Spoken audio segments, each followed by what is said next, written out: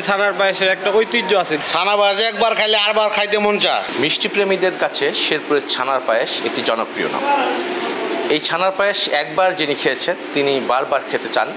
আমরা আজকে এসেছি একটি ছানার পায়েস তৈরি কারখানায়। সেখানে আমরা দেখতে পাচ্ছি ছানা কাটা হচ্ছে। সেই ছানাগুলো কেটে এই যে কারিগরদের ভাষায় এটাকে বলা হয় গুটি কাটা। ছানার পায়েসের যে গুটিগুলো কাটা হচ্ছে সেই গুটিগুলো কিন্তু চিনির শিরাতে কিন্তু হালকা ভেজে নেবে বা হালকা সিদ্ধ করে নেবেন। তারপরে কিন্তু এই ছানার যে গুটিগুলো রয়েছে সেইগুলো কিন্তু আগে থেকে তৈরি করা ছানা দুধের ক্ষীরের সাথে এই গুটিগুলো মিশিয়ে দিলেই কিন্তু এটা আসলে ছানার পায়েস হিসেবে বিক্রি করবে। বাজার থেকে দুধ কিনে এনে জাল করি। জাল করার পরে অর্ধেক দুধ আমরা ছানা কাটি আর অর্ধেক দুধ ক্ষীর করি।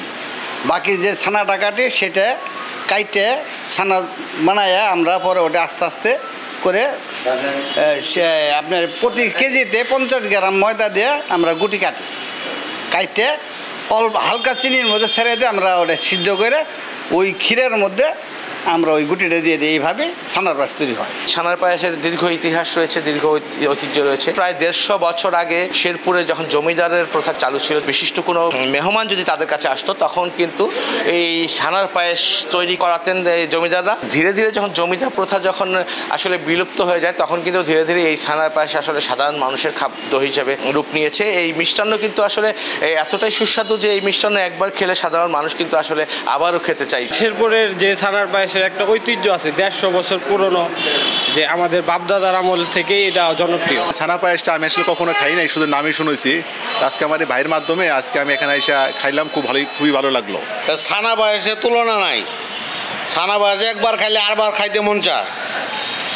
একবার খাইয়ে উঠার পরে আবার খাইলাম, কারণ আবার খাইতেছি, আবারও খাই, আবারও খাবার ইচ্ছা করে, খালি খাইতে ইচ্ছা করতেছে।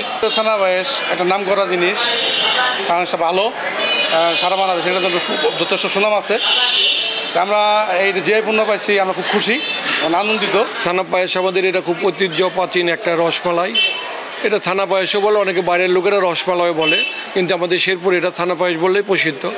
এটার বিশেষত্ব হলো এটা আমাদের ক্ষীরটা অনেক ঘন করা হয়, এর জন্য অনেক লোভনীয়, অনেক খেতে খুব সুস্বাদু হয়। গত বছরের ডিসেম্বর মাসে এই ছানার পায়েস জিআই পণ্য হিসাবে স্বীকৃতি পেয়েছে বলে আমরা জানতে পেরেছি। অনেক সময় ধরে কিন্তু এই ছানার পায়েস তৈরি করার জন্য দুধগুলোকে কিন্তু আসলে জাল দিতে ঘন করে তারপরে কিন্তু আসলে এই ক্ষীর তৈরি করা হয়। এই ক্ষীরগুলোতে আবার ছানার গুটিগুলো মেশানো হয়, তাহলেই কিন্তু আসলে ছানার পায়েস তৈরি হয়।